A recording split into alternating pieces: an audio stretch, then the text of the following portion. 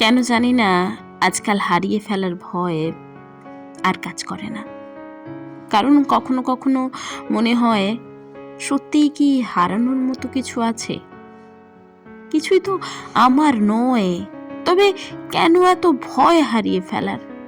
সেই কারণেই হয়তো ভয়টা কমছে।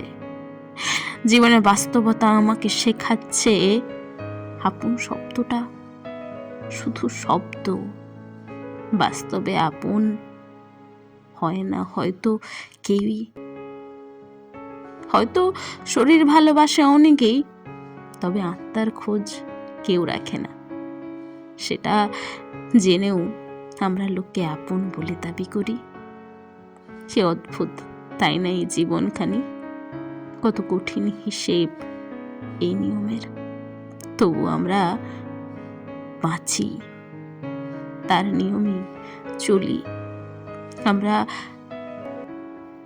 হেরে যাওয়ার ভয়ে, হারিয়ে যাওয়ার ভয়ে স্বপ্নকে মেরে ফেলি।